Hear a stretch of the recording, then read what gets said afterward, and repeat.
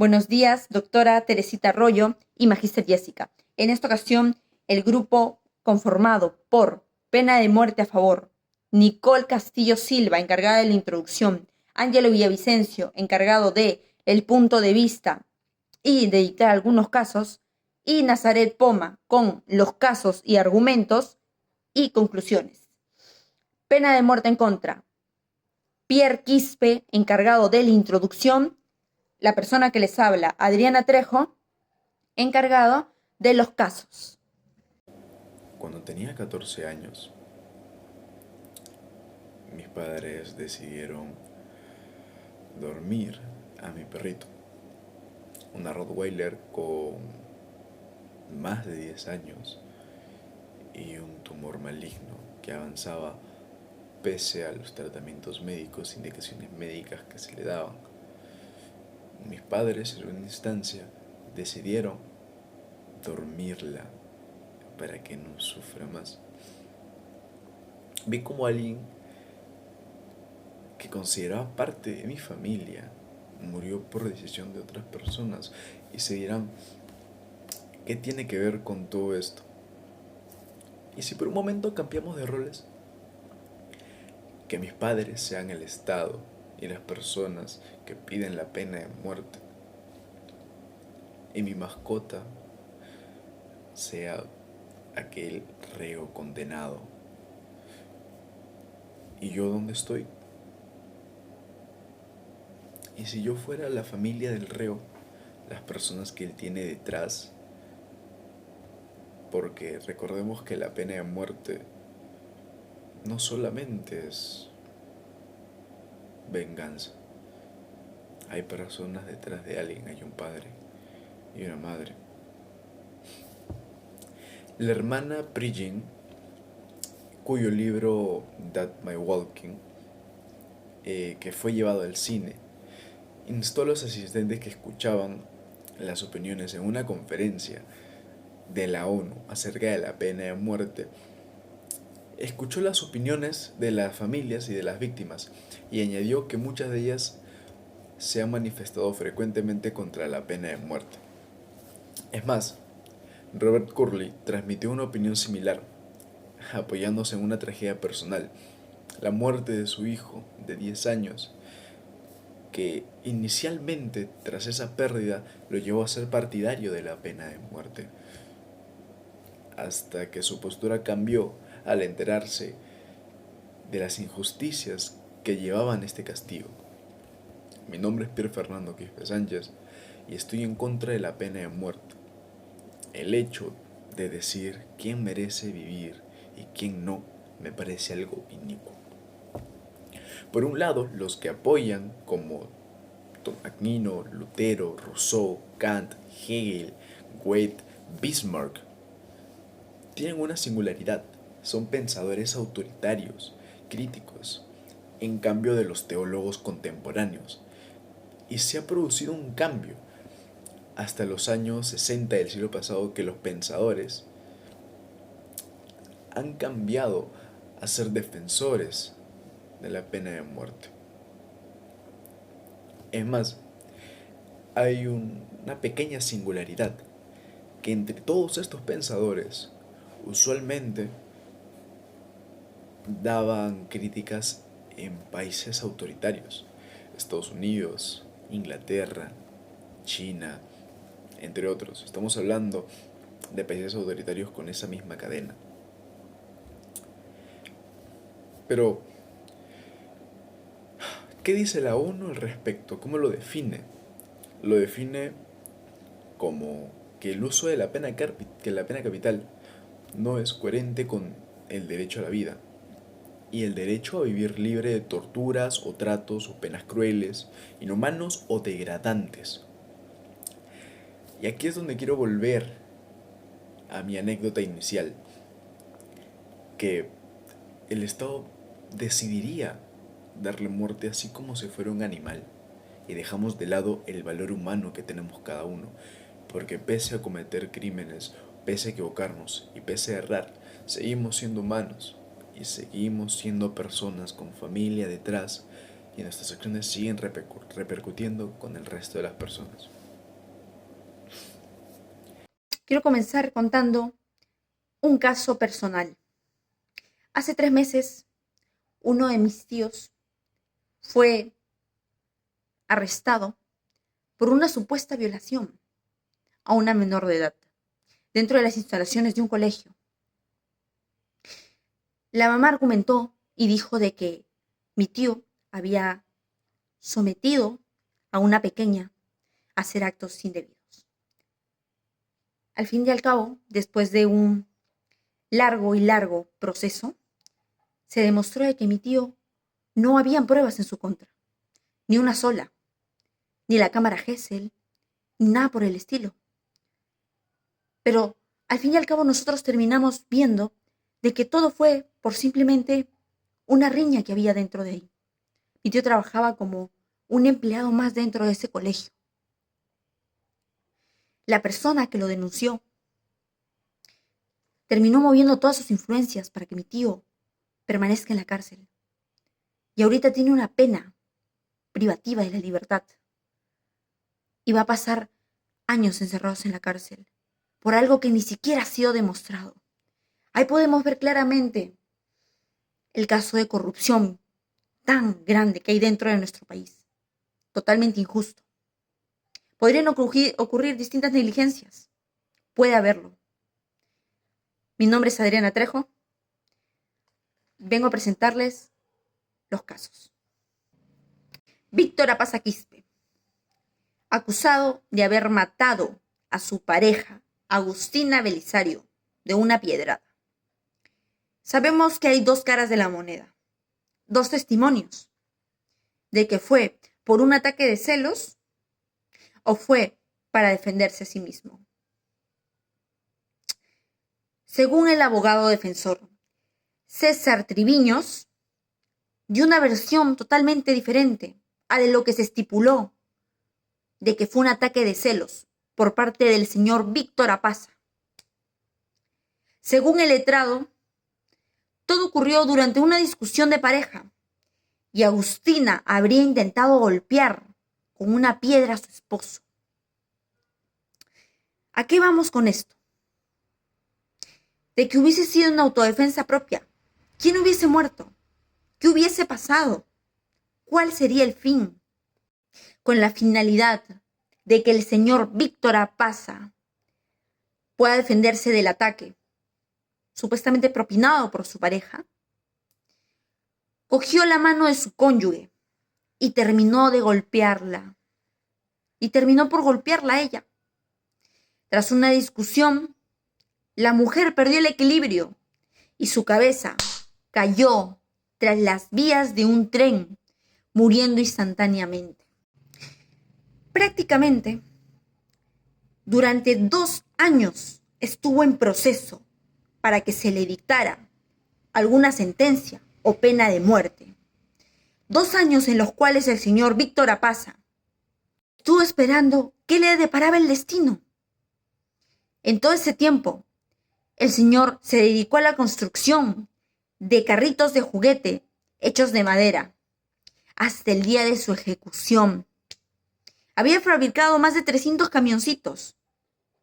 Habría tratado de hacer ver de que verdaderamente sí, todos somos humanos, cometemos errores, tenemos derecho a que se nos dé otra oportunidad de reivindicarnos y que no solo nos sentencien a pena de muerte. No somos animales irracionales. Sentimos las últimas palabras del señor Víctor Quispe fueron: no he mentido, no he engañado. ¿Por qué me matan ahora? Nunca negó su delito, siempre dijo la verdad. Aquí fácilmente podemos ver de que se sentía arrepentido y que tenía oportunidad de reivindicarse y volver a la sociedad, porque una persona que no se siente arrepentida no haría lo posible para que logren ver ello. Pidió que se le vendaran los ojos. ¡Qué cruel! Una pena de muerte. Una muerte indigna. Por favor, es hora de que nosotros nos demos cuenta de que somos humanos, de que erramos, pero merecemos una segunda oportunidad y no ser cruel Eso es todo. Muchas gracias. No se puede combatir violencia con más violencia, dijo Dalai Lama en una conferencia a nivel global sobre la erradicación de la violencia en el 2013, y añadió de que deberíamos apostar por los valores humanos. Para terminar, la pena de muerte debería de ser abolida por todo lo que conlleva. Dejamos a un lado el hecho de que somos seres humanos, porque nos posee el sentimiento de venganza, el hecho de querer honrar y dar justicia a la memoria de la persona nos resulta en un sentimiento negativo que no para hasta ver a la persona tras las rejas o muerta. Y la verdad es que no se va a ir, no se va a ir hasta ver a la persona arrepentida. Todos tienen derecho a pagar su deuda con la sociedad, y es preciso decir que puedes arrepentirte por lo que hiciste, ya que muchos de los actos criminales son cometidos en el momento o por las emociones de la situación, sin pensar en las consecuencias. Una cosa es que no se acepte la pena de muerte y otra muy distinta, que no se establezca ninguna consecuencia jurídica para aquel que cometa una acción delictiva. Prueba fehaciente de esto está la concepción de la obra Principio de culpabilidad de Kaufman en 1961, donde el autor reconoce que el sentido primario de la pena es la vindicación y señala como indispensable la existencia de la culpa y pena. Pero lo curioso es que no le parecía necesaria la pena estatal. La principal finalidad de la pena para Kaufman es la prevención especial, en particular la resocialización, puesta en relación con las otras finalidades de la pena, la retribución, que es la compensación de la culpa, y la rehabilitación social, además de la reinserción a la sociedad.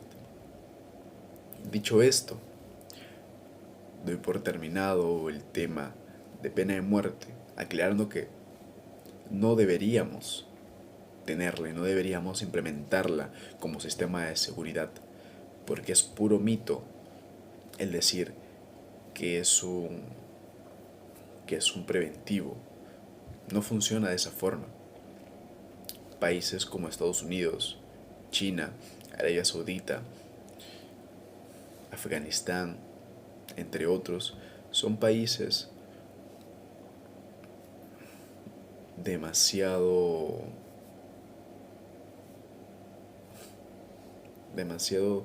cerrados, por así decirlo. Son países en los cuales hay democracia, pero solo como pantalla, porque sabemos que hay casos de violación de derechos humanos, hay casos de injusticia. En Estados Unidos hay casos de racismo, en China casos de violencia, Arabia Saudita demasiado machismo, en Irán también. Son todos esos factores sociales que nos llevan a preguntarnos si es que la pena de muerte, como la están llevando, va de forma correcta.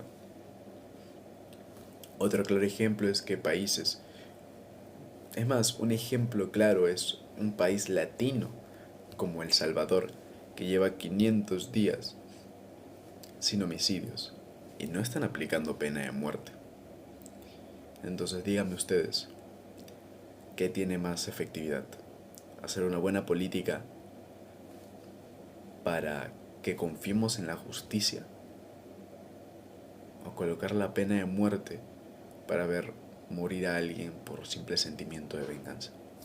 Cuando tiramos comida al suelo, así sea el único pedazo de pan que nos queda, no podemos comerlo porque está sucio. Pero hay personas que no les importa y aún así lo hacen. De la misma forma, un violador termina matando a su víctima porque puede ser la única persona que sabe quién es, porque el fin justifica los medios. Esta frase resume la creencia del filósofo de la Edad Moderna Maquiavelo en su obra El Príncipe. Vemos la necesidad de las personas de justificar sus acciones, de asegurar su bienestar, incluso si los medios son moralmente cuestionables. De esta forma hay criminales que para quedar ilesos de sus culpas hacen hasta lo último o lo que sea necesario para salirse con la suya. Ahora, si estos delincuentes lo hacen, ¿por qué el Estado no hace lo que sea necesario para mantener el bienestar de la nación? Hola, soy Nicole Castillo Silva y hoy voy a exponer sobre los argumentos a favor de la pena capital. La pena de muerte es el castigo que se da por un tribunal judicial hacia un individuo que ha cometido crímenes graves, por ejemplo, el asesinato premeditado. Palabras del autor Hugo Adán Bedao, reconocido filósofo y criminólogo. En el Perú, la pena de muerte está limitada y solo se aplica para casos muy específicos según lo estipulado en nuestra Carta Magna. Ahora, siendo algo que ha traído mucho de qué hablar en estos días, por los pros y contras que maneja. Nosotros estamos a favor de que se apliquen, de que se aumenten otros delitos que se castiguen con esta sanción máxima, puesto que constituye la única forma de eliminar totalmente al delincuente. Porque en tiempos cuando el orden público está totalmente desbaratado por formas especialmente peligrosas de delincuencia, vemos la pena de muerte como una solución viable. Porque no se puede comer una manzana podrida, porque no puedes vivir con cáncer, termina matándote. Con la pena de muerte planteamos que se puede dar verdadera justicia a las víctimas, pero ¿el Estado puede usar este castigo para disuadir o realmente está perjudicando a la sociedad?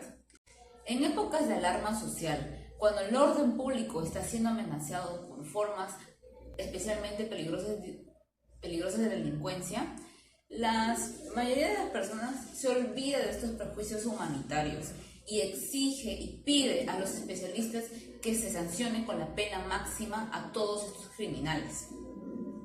Con esta sanción, nosotros le quitamos la responsabilidad al pueblo de cometer justicia con sus propias manos.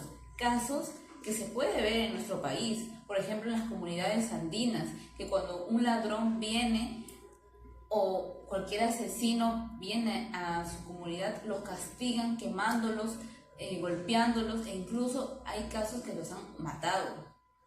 Por eso existen campañas en el Perú como Chapa tu choro y déjalo paralítico, porque las personas ya están hartas de esta ineficiencia del Poder Judicial y han decidido cometer justicia con sus propias manos. Para exponer nuestras tesis, vamos a abarcar el contexto histórico de la pena de muerte, los casos de violación, asesinatos y corrupción que desbaratan la sociedad peruana, la mutilan sin justicia ni justificación por estos crímenes. Tengo unas palabras para mis compañeros contrincantes. Yo también pido que se suprima la pena de muerte, pero primero suprímanlo ustedes, señores asesinos. ¿Quién te ha dado, verdugo, ese poder sobre mí? Estas dos exclamaciones abren el debate sobre la pena de muerte, un problema que no se ha resuelto, pero que intenta resolver la inseguridad de la sociedad peruana. Muchas gracias. Una vez, conversando con el licenciado Jesús Mejía, el cual es un abogado de oficio en Derecho Penal, está trabajando ya para su doctorado, le comenté a él, le pregunté qué opinaba él de la pena de muerte y muy seguro hizo una analogía que a día de hoy recuerdo, nos mencionó que cuando una persona te ataca, tú tienes que defenderte y al momento de defenderte, estás lastimando a la persona que te está atacando. Me citó también la ley de Italiano, que decía ojo por ojo, diente por diente, y lo relacionó con el principio de legalidad en el derecho penal. Señoras y señores, mi nombre es Ángelo Villavicencio y les voy a dar argumentos a favor de la pena de muerte relacionados con la jurisdicción que podríamos interpretar. El principio es, como no, el principio de proporcionalidad en el derecho penal. Robert Alexi, que era un jurista muy conocido, dijo: la proporcionalidad es un principio central de la administración de justicia, y en casos extremos la pena máxima puede ser justificada como una respuesta adecuada para la gravedad del delito.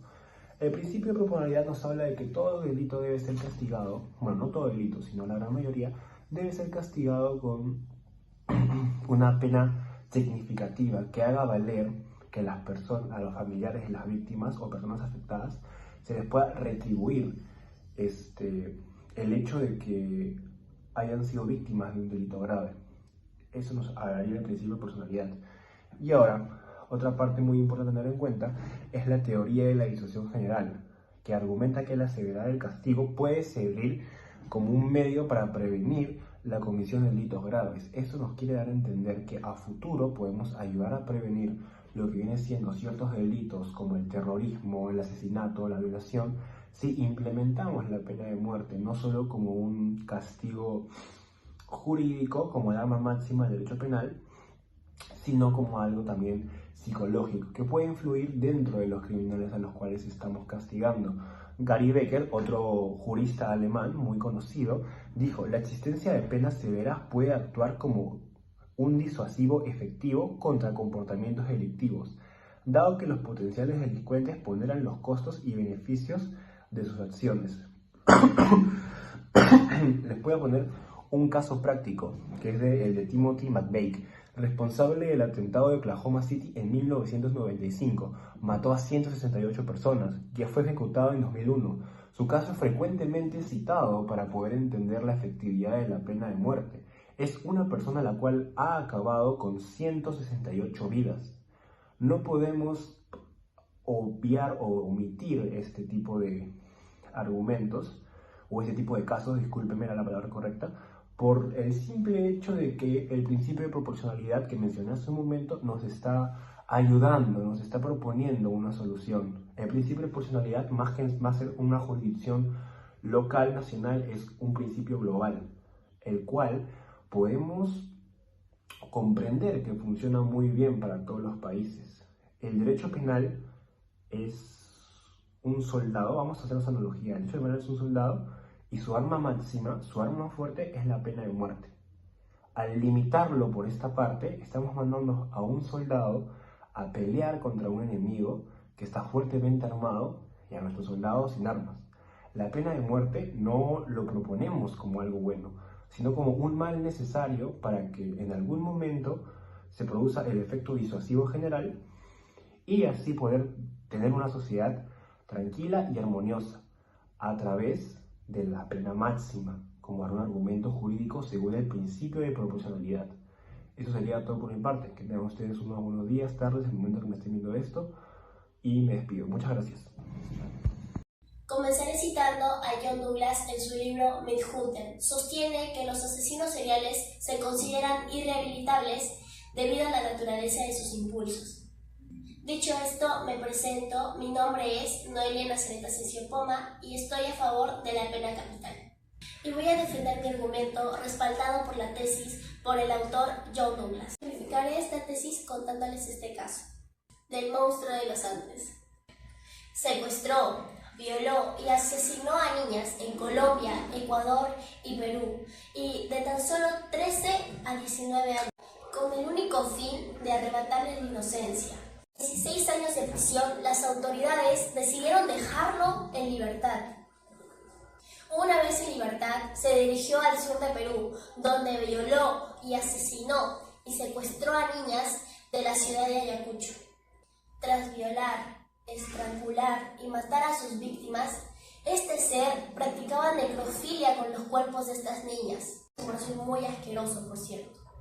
En el Perú llegó a matar a más de 100 niñas de entre 9 y 12 años. Por esto fue apodado el monstruo de los Andes. Cuando él cometió sus crímenes, los chinos en el Perú decidieron tomar justicia por sus propias manos. Decidieron un día agarrarlo, atraparlo cuando él estaba cometiendo uno de sus crímenes y decidieron enterrarlo vivo y decidieron rociarle miel para que así muriera. Esto resume al argumento 1 que nos habla para quitarle la justicia de sus propias manos al pueblo y que el Estado haga verdadera justicia. En otras palabras, él dijo: el momento de la muerte es algo muy apasionante y muy excitante. Cuando esté en libertad, volveré a sentir ese momento. Este concepto que él nos deja claros que una persona estando en la cárcel no necesariamente se rehabilita, sino vuelve a salir con esos pensamientos y vuelve a salir con esas actitudes, como el autor dijo que mencioné principalmente. Es algo irrehabilitable en ellos. ¿Por qué darles cadena perpetua a estos seres llamados monstruos que han cometido actos terribles, actos horroríficos como asesinar, violar y ultrajar a niñas. Peor, que son menores de edad. Son niñas que apenas van creciendo y ya les dejaron estos traumas. Como esto, hay muchos otros casos más, como por ejemplo mencionó mi compañera, el caso de la corrupción, y aquí yo les voy a hablar de Fujimori, quien esterilizó a las mujeres sin su consentimiento. Combatió el terrorismo, sí, pero matando a gente inocente, matando a personas que no tenían nada que ver con el terrorismo. Ahí está, ahí existe la corrupción.